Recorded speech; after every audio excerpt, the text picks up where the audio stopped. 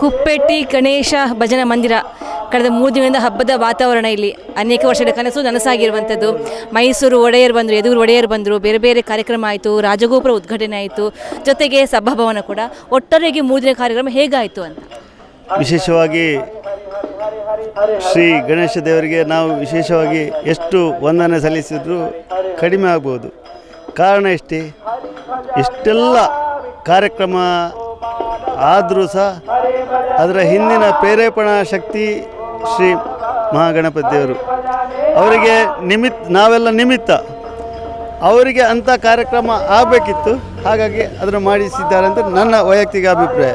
ಮುಖ್ಯವಾಗಿ ಸುಮಾರು ವರ್ಷದ ಹಿಂದಿನಿಂದ ಒಂದು ಯುವ ಶಕ್ತಿಗಳು ಒಂದು ಮನಸ್ಸಿನಲ್ಲಿ ಸಂಕಲ್ಪ ಮಾಡಿ ದೂರದೃಷ್ಟಿಯ ಕಲ್ಪನೆ ಇಟ್ಟು ಈ ಭಾಗದ ಎಲ್ಲ ಹಿಂದೂ ಮಕ್ಕಳಿಗೆ, ಹಿಂದೂ ಭಜಕರಿಗೆ, ಎಲ್ಲ ಹಿಂದೂಗಳ ಮನೆಯವರು ಒಂದು ಕಡೆ ಸೇರಬೇಕಾದ್ರೆ ಒಂದು ವ್ಯವಸ್ಥೆ ಬೇಕು. ಆ ದೃಷ್ಟಿಯಿಂದ ಹಿರಿಯರೆಲ್ಲ ಮಾರ್ಗದರ್ಶನ ಮಾಡಿ ಯುವ ಶಕ್ತಿಗಳನ್ನೆಲ್ಲ ಮುಂದಿಟ್ಟುಕೊಂಡು ಒಂದು ಭಜನಾ ಮಂದಿರದೊಟ್ಟಿಗೆ ಅದು ಜೀರ್ಣ ಭಜನಾ ಮಂದಿರ ಇತ್ತು. ಅದನ್ನು ರಾಜಗೋಪುರ ನಿರ್ಮಾಣ ಮಾಡೋದರ ಮೂಲಕ ಒಂದಷ್ಟು ಆ ವ್ಯವಸ್ಥೆಗೆ ಮೆರುಗನ್ನು ತಂದುಕೊಟ್ಟಂಥ ಕೆಲಸ ಮಾಡಿದರು. ಜೊತೆಯಲ್ಲಿ ಹಿಂದೂ ಸಮಾಜಕ್ಕೆ ಬೇರೆ ಬೇರೆ ಧಾರ್ಮಿಕ ಕಾರ್ಯಕ್ರಮ ಮಾಡಲಿಕ್ಕೆ, ಜೊತೆಯಲ್ಲಿ ಸಾಂಸ್ಕೃತಿಕ ಕಾರ್ಯಕ್ರಮ ಅಥವಾ ಸಾಮಾಜಿಕ ಚಟುವಟಿಕೆಯನ್ನು ಮಾಡಲಿಕ್ಕೆ ಬೇಕಾಗಿ ಸಭಾಭವನ ಬೇಕೆಂಬ ಸಂಕಲ್ಪದೊಂದಿಗೆ ಅದು ಒಂದು ಸಾಕಾರಗೊಂಡಿದೆ. ಬಹುಶಃ ಇದರ ಹಿಂದೆ ನಾನು ವಿಶೇಷವಾಗಿ ಆ ಸ್ಥಳ ದಾನಿಗಳನ್ನು ನಾನು ಉಲ್ಲೇಖ ಮಾಡಲಿಕ್ಕೆ ಆಶಿಸ್ತಾ ಇದ್ದೇನೆ. ಕಾರಣ ಸುಮಾರು 8 ಸೆನ್ಸ್ ಜಾಗ ಉಚಿತವಾಗಿ ಆರಂಭದಲ್ಲಿ ಕೊಟ್ಟು ತದನಂತರ 16 ಸೆನ್ಸ್ ಜಾಗ ಒಂದು ನಾಮಿನಲ್ ರೇಟಿಗೆ ಕೊಟ್ಟ ಕಾರಣ ಆ ವ್ಯವಸ್ಥೆ ಪೂರ್ಣಗೊಳ್ಳಲಿಕ್ಕೆ ಅಥವಾ ಸಾಕಾರಗೊಳ್ಳಲಿಕ್ಕೆ ಸಾಧ್ಯವಾಯಿತು. ಇದು ಇಡೀ ಊರಿನ ಎಲ್ಲ ಭಗವದ್ಭಕ್ತರು ನಾವು ಅವರನ್ನು ವಿಶೇಷವಾಗಿ ಅಭಿನಂದಿಸ್ತಾ ಇದ್ದೇನೆ. ಬಹುಶಃ ಅವರು ಕೊಟ್ಟಂಥ ತ್ಯಾಗ, ಅವರು ಆ ಪುಣ್ಯದ ಫಲ ಗಣೇಶ ದೇವರ ಅನುಗ್ರಹ ಸೂರ್ಯಚಂದ್ರ ಇರುವ ತನಕ ಶಾಶ್ವತವಾಗಿ ಒಂದು ಇರ್ತಂತೆ ನನ್ನ ವೈಯಕ್ತಿಕ ಅಭಿಪ್ರಾಯ. ಮತ್ತು ಎಲ್ಲ ಭಗವದ್ಭಕ್ತರು ಶುಭ ಹಾರೈಸಿದ್ದಾರೆ. ಮುಖ್ಯವಾಗಿ ಮೊನ್ನೆ ಊರ ಪರವರ ಎಲ್ಲ ಭಗವದ್ಭಕ್ತರು ಹಸಿರು ಹೊರೆ ಕಾಣಿಕೆ ತರುವ ಮೂಲಕ ಈ ಕ್ಷೇತ್ರಕ್ಕೆ ಒಂದು ತಮ್ಮಲ್ಲಿ ಬೆಳೆದಂಥ ಬೆಳೆಗಳನ್ನು ಗಣೇಶ ದೇವರಿಗೆ ಸಮರ್ಪಣೆ ಮಾಡಿ ಈ ಕ್ಷೇತ್ರಕ್ಕೆ ಒಂದು ಭಕ್ತಿಯ ಹಸಿರು ಕಾಣಿಕೆಯನ್ನು ಸಮರ್ಪಿಸಿದ್ದಾರೆ. ಬಹುಶಃ ಆ ಸಂದರ್ಭದಲ್ಲಿ ಇಲ್ಲಿ ಒಟ್ಟು ಸೇರಿದಂಥ ಸಂಖ್ಯೆ ಭಗವದ್ಭಕ್ತರ ಭಕ್ತಿಗೆ ನಾವು ಹೆಚ್ಚಾಗಿ ಅಭಿನಂದಿಸ್ತಾ ಇದ್ದೇವೆ. ಬಹುಶಃ ನಿನ್ನೆ ನಡೆದಂಥ ಬೆಳಿಗ್ಗೆ ಅಥರ್ವಶೀರ್ಷ ಗಣೆ ಆಗಿರ್ಬೋದು ಧಾರ್ಮಿಕ ಕಾರ್ಯಕ್ರಮದಲ್ಲಿ, ಮಧ್ಯಾಹ್ನಂತರ ಆರಂಭವಾದಂಥ ಕಲ್ಲೇರಿಂದ ಆರಂಭವಾದಂಥ ಭವ್ಯ ದಿವ್ಯ ಮೆರವಣಿಗೆ ಬಹುಶಃ ನಮ್ಮ ಇದು ಒಂದು ಕಲ್ಪನೆಗೆ ಮೀರಿ ಅದು ಹರಿದು ಬಂದಿದೆ. ಬಹುಶಃ ಆ ಶಿಸ್ತುಬದ್ಧವಾದಂಥ ಭಜನಾ ತಂಡದ ಒಟ್ಟಿಗೆ ಊರ ಪರವರ ಭಗವದ್ಭಕ್ತರು ಸೇರಿಕೊಂಡು ವಿಶೇಷವಾದ ಕುಣಿತ ಇನ್ನಿತರ ಟ್ಯಾಬ್ಲಗಳು ಮೆರವಣಿಗೆಗೆ ಹೆಚ್ಚಿನ ಒಂದು ಮೆರುಗು ತಂದಿದೆ. ಹೌದು, ಅದರೊಟ್ಟಿಗೆ ಸಾಗರೋಪದಲ್ಲಿ ಈ ಕ್ಷೇತ್ರಕ್ಕೆ ಬಂದು ಒಂದು ಭಜನಾ ಮಂಡಳಿಗೆ ಅಲ್ಲಿ ಆಗುವಂಥ ಕಾರ್ಯಕ್ರಮಕ್ಕೆ ಈ ರೀತಿಯ ಸಂಖ್ಯೆ ಭಕ್ತಾಭಿಮಾನಿಗಳು ಸೇರುವುದು ವಿಶೇಷ. ಅದು ಕಾರಣ ಆ ಕಾರ್ಯಕ್ರಮದಲ್ಲಿ ಮೈಸೂರು ಸಂಸ್ಥಾನದ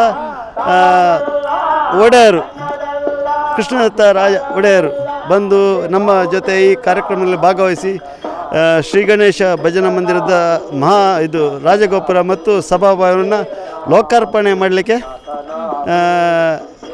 ಇದು ಅವರ ಅಮೃತ ಹಸ್ತದಲ್ಲಿ ಆಗ್ತದೆ ಅಂತ ಹೇಳುವ ಒಂದು ಭಾವನೆಯಲ್ಲಿ, ಮತ್ತು ಮೈಸೂರು ಒಡೆಯರು ಈ ಒಂದು ಪುಟ್ಟ ಗ್ರಾಮಕ್ಕೆ ಬರ್ತಾರೆ ಅಂತೇಳಿ ಯಾರಿಗೂ ಊಹೆಗೆ ನಿಲುಕದಂಥ ವಿಚಾರ.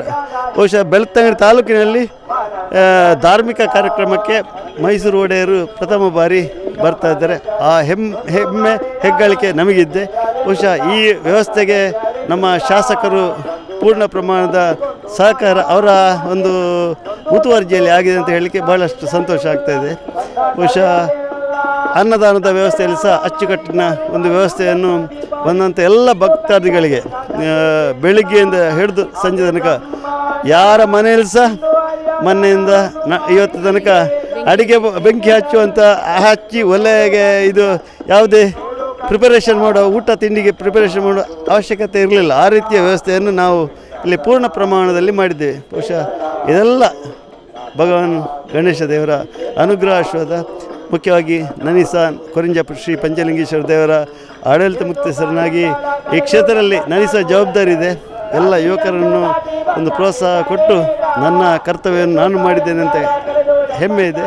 ಮುಂದಕ್ಕೆ ಇದೇ ಗ್ರಾಮದಲ್ಲಿ ಕಾರಿಂಜ ಬೈತರಲ್ಲಿ ವನಶಾಸ್ತ್ರ ದೇವಸ್ಥಾನದ ಬ್ರಹ್ಮಕಲಶೋತ್ಸವವು ಫೆಬ್ರವರಿ 20, 21, 22 ಆ ಕ್ಷೇತ್ರದ ಬ್ರಹ್ಮಕಲಶದ ಅಧ್ಯಕ್ಷನಾಗಿ ಸಹ ನನ್ನನ್ನು ಎಲ್ಲ ಭಗವದ್ಭಕ್ತರು ಒತ್ತಾಯಪೂರ್ವಕವಾಗಿ ಮಾಡಿದ್ದಾರೆ.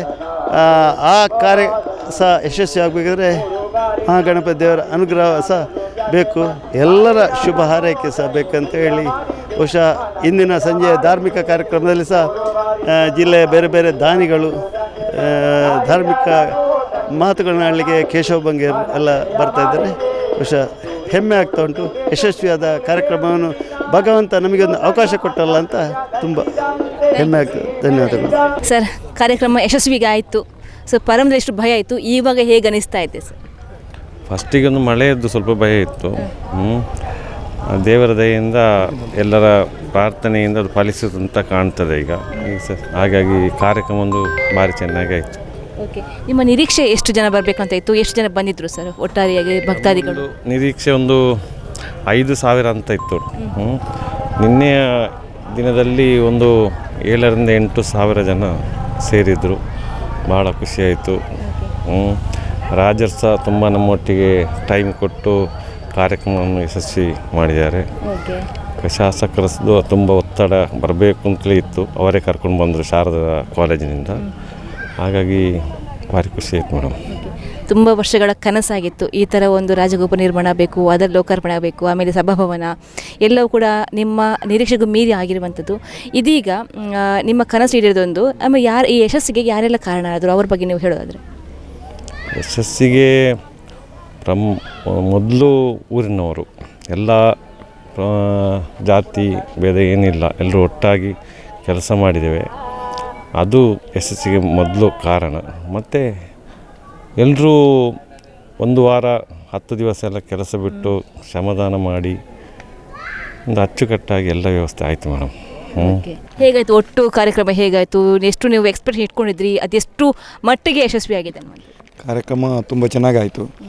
ಒಂದು 3 ದಿವಸದ ಕಾರ್ಯಕ್ರಮ ತುಂಬ ಯಶಸ್ವಿ ಆಯಿತು. ಆದರೆ ರಾಜರು ಬರುವುದು ಅಂತಂದರೆ ತುಂಬ ಸಂತೋಷದ ವಿಷಯ.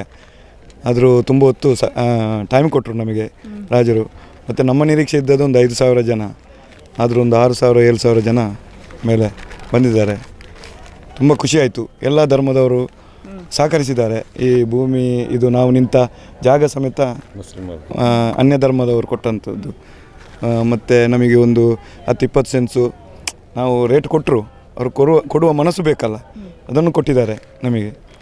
ಮತ್ತು ಈಗಿರುವಂಥ ಭಜನೆ ಮಂದಿರ ಆಗಲಿ ಅದನ್ನೆಲ್ಲ ನಮ್ಮ ಜಯರಾಮ್ ಬಂಗೇರರು ದಾನವಾಗಿ ಒಂದು 5 ಸೆನ್ಸ್ ಕೊಟ್ಟಿದ್ದಾರೆ. ಮತ್ತು ಸ್ವಲ್ಪ ರೇಟು ಕಡಿಮೆಗೆ ಅಂತ ಒಂದು 10-12 ಸೆನ್ಸ್ ಜಾಗ ಕೊಟ್ಟಿದ್ದಾರೆ. ಒಳ್ಳೆ ಆಯಿತು, ತೊಂದರೆ ಇಲ್ಲ, ಚೆನ್ನಾಗಾಯಿತು. ಸರಿ, ಎಲ್ಲ ಗಣೇಶನ ಕೃಪೆ ಖಂಡಿತ. ಈ ಗಣೇಶ ಭಜನೆ ಮಂದಿರ ಜಾಗದ ಕೊರತೆ ಇತ್ತು. ಆಮೇಲೆ ಕಾರ್ಯಕ್ರಮ ಹೇಗೆ ಮಾಡೋದು ದೊಡ್ಡ ಗೊಂದಲ ಇತ್ತು. ಅದು ಯಾವಾಗ ಆಗುತ್ತೆ, ರಾಜರು ಬರ್ತಾರಾ ಇಲ್ವಂತ ಎಲ್ಲವೂ ಈಗ ಸಂಪೂರ್ಣವಾಗಿ ವಿಜ್ಞಾನಿ ನಿವಾರಕನಾಗಿ ಎಲ್ಲ ಕಾರ್ಯಕ್ರಮಕ್ಕೂ ಯಶಸ್ವಿ ಮಾಡಿರುವಂಥದ್ದು ಗಣೇಶ.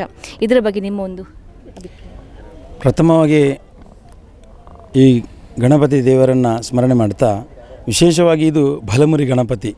ಈ ಪರಿಸರದಲ್ಲಿ ಧರ್ಮಸ್ಥಳದಲ್ಲಿ ಬಲಮುರಿ ಗಣಪತಿ ಬಿಟ್ಟರೆ, ಛತ್ರ ಗಣಪತಿ ಬಿಟ್ಟರೆ ಬೇರೆ ಎಲ್ಲೂ ಬಲಮುರಿ ಗಣಪತಿ ಸದ್ಯಕ್ಕೆ ಎಲ್ಲಿ ಇಲ್ಲ ನಮಗೆ ತಿಳಿದ ಹಾಗೆ. ವಿಶೇಷ ಶಕ್ತಿ ಇರತಕ್ಕಂಥ ಗಣಪತಿ ದೇವರು ಆಗಿರುವಾಗ ಅವರ ಮಹಿಮೆ ಏನಂತ ಹೇಳಿದರೆ, ಅನೇಕ ವರ್ಷದಿಂದ ಇದು 6-7 ವರ್ಷದಿಂದ ಜೀರ್ಣೋದ್ಧಾರದ ಕೆಲಸ ಕಾರ್ಯಗಳು ಆಗ್ತಾಯಿದೆ. ಆದರೆ ಈ ಮಟ್ಟದಲ್ಲಿ ಬೆಳೀತದೆ ಅಂತೇಳಿ ಯಾರಿಗೂ ಊರಿನವರಿಗೂ ಇದೊಂದು ಕಲ್ಪನೆ ಇರಲಿಲ್ಲ. ಆದರೆ ಇದು ಅತ್ಯಂತ ಅದ್ಭುತವಾಗಿ ಈ ಗಣೇಶ ಭಜನಾ ಮಂದಿರದ ಗೋಪುರ, ರಾಜಗೋಪುರ ಮತ್ತು ಸಭಾಭವನ ಮೂಡಿ ಬಂದಿದೆ. ಇದಕ್ಕೆ ಕಾರಣ ಎಲ್ಲ ಅವತ್ತು ಯಾರು ಶಾಲೆಯಲ್ಲಿ ಕೂತ್ಕೊಂಡು ಭಜನೆ ಪ್ರಾರಂಭ ಮಾಡಿದ್ರ ಅವತ್ತಿಂದ ಇವತ್ತು ತನಕ ಹಿರಿಯರಿಂದ ಹಿಡಿದಿದ್ದು ಕಿರಿಯರಿಂದ ಹಿಡಿದಿದ್ದು ಇವತ್ತು ಪ್ರಸ್ತುತ ಭಜನಾ ಮಂಡಳಿ ಅಧ್ಯಕ್ಷರಿರ್ಬೋದು, ಎಲ್ಲ ಇವರು ಎಲ್ಲರೂ ಒಳ್ಳೆ ರೀತಿಯ ಮನಸ್ಸಿಂದ ಆ ಸೇವೆ ಗಣಪತಿ ದೇವರ ಸೇವೆಯನ್ನು ಮಾಡಿ ಮತ್ತು ಎಲ್ಲರನ್ನ ತಾವು ಸ್ಮರಣೆ ಮಾಡಿಕೊಳ್ತಾ ಪದೇ ಪದೇ ಹಿರಿಯರನ್ನು ನೆನಪು ಮಾಡಿಕೊಳ್ತಾ ಹಿರಿಯರ ಮಾರ್ಗದರ್ಶನ ಹಿರಿಯರ ಆಶೀರ್ವಾದ ಆ ಮಹಾಗಣಪತಿ ದೇವರ ಆಶೀರ್ವಾದದಿಂದ ಅದ್ಭುತವಾದಂಥ ಈ ಒಂದು ಕಾರ್ಯಕ್ರಮ ಮೂಡಿ ಬಂದಿದೆ. ಸರ್, ಯೂಶ್ವಲ್ ಆಗಿ ಗಣೇಶ ಒಂದು ಭಜನಾ ಬಂದಿರ ಅಂತ ಹೇಳಿದ್ರೆ ಇಲ್ಲಿ ನೋಡಿದಾಗ ಪ್ರೋಗ್ರಾಮ್ ನೋಡಿದಾಗ ಒಂದು ಒಳ್ಳೆ ದೇವಸ್ಥಾನದ ಬ್ರಹ್ಮಕಲಶ ಆದ ರೀತಿ ಇತ್ತು. ಸೊ ಇದು ನೋಡಿದಾಗ ಎಷ್ಟು ಖುಷಿ ಆಯಿತು? ತುಂಬ ಖುಷಿ ಆಗ್ತಾ ಉಂಟು. ಅಂದರೆ 40 ವರ್ಷದಿಂದಲೂ ನಾನು ಇಲ್ಲಿ ಬರ್ತಾ ಇದ್ದೇನೆ. ಇಷ್ಟು ದೊಡ್ಡ ಕಾರ್ಯಕ್ರಮ ಒಂದು ಬ್ರಹ್ಮಕಲಶ ದೇವಸ್ಥಾನದಲ್ಲಿ ಬ್ರಹ್ಮಕಲಶ ಎಲ್ಲ ಆಗುವ ಸುತ್ತಮುತ್ತ ಎಲ್ಲ ನೋಡಿದ್ದೇವೆ. ಅದಕ್ಕಿಂತಲೂ ನಮಗೆ ಈ ಒಂದು ಸಣ್ಣ ಒಂದು ಹಳ್ಳಿಯಲ್ಲಿ ಅದು ಭಜನಾ ಮಂದಿರ ಅಂತ ಹೇಳುವಂಥದ್ದು ಎಲ್ಲ ಕಾಗದಲ್ಲಿ ಬಂದ, ಆದರೂ ನಾವು ಅದನ್ನು ದೇವಸ್ಥಾನ ಅಂತ ಹೇಳಿ ತಿಳ್ಕೊಂಡು ನಾವು ಕೆಲಸ ಮಾಡಿದ್ದೇವೆ. ಭಾರಿ ಖುಷಿ ಆಗ್ತಾ ಉಂಟು. ನಾನು ಯಾವ ರೀತಿ ಹೇಳ್ಬೇಕಂತೇಳಿ ಗೊತ್ತಾಗ್ತಿಲ್ಲ ಸರ್. ಇವಿಷ್ಟು ಈ ಕಾರ್ಯಕ್ರಮ ಬಗ್ಗೆ ಎಲ್ಲರ ಅಭಿಪ್ರಾಯ. ಕ್ಯಾಮ್ರಾ ಪರ್ಸನ್ ಆದಿಶ್ ಜೊತೆಗೆ ಶ್ರೇಯಶೆಟ್ಟಿ, ಸುದ್ದಿ ನ್ಯೂಸ್, ಕುಪ್ಪೆಟ್ಟಿ, ಬೆಳ್ತಂಗಡಿ.